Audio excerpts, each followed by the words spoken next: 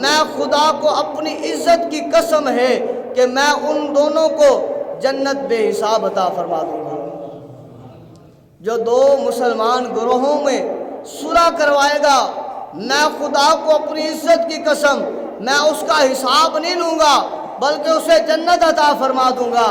جو دو بہنوں کے درمیان صلح کروائے گا، میں ان کے درمیان جو صلح کروائے گا میں انہیں کل قیامت کے دن رسوا نہیں کروں گا، شرمندہ نہیں کروں گا بلکہ بے حساب جنت عطا کر دوں گا۔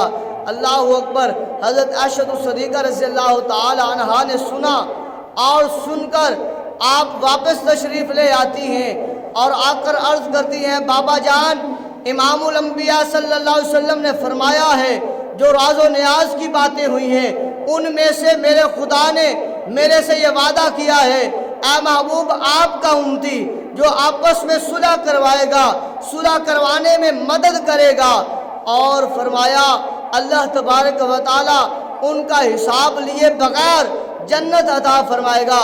جبھی سیدنا صدیق اکبر نے سنا، یار غار نے سنا، یار میزار نے سنا، آپ کی آنکھوں سے آنسو جاری ہو جاتے ہیں، اتنا روتے ہیں، اتنا روتے ہیں کہ داڑھی مبارک تر ہو جاتی ہے، سینہ مبارک تر ہو جاتا ہے، اور فرمایا اے عائشہ تو کیا کہتی ہے؟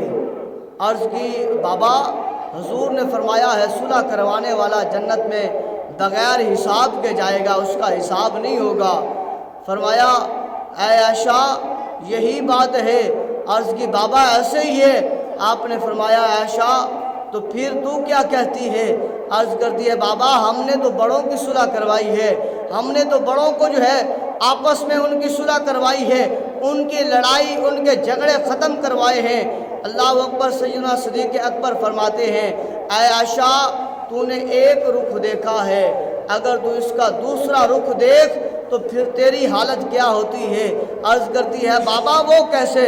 آپ رضی اللہ تعالی عنہ فرماتے ہیں کہ اے عائشہ جس طرح اللہ نے فرمایا ہے مجھے اپنی عزت کی قسم صلح کروانے والا بغیر حساب کے جنت میں جائے گا، اسی طرح اس کا رخ جو دوسرا بنتا ہے، جو لڑائی کروانے والا ہے، دو بھائیوں کے درمیان جدائی کروانے والا ہے، دو بہنوں کے درمیان لڑائی کروانے والا ہے، دو مسلمانوں کے درمیان لڑائی کروانے والا ہے، وہ بھی کل قیامت کے دن اس کا بھی حساب نہیں ہوگا بلکہ بے حساب جہنم میں ڈال دیا جائے گا۔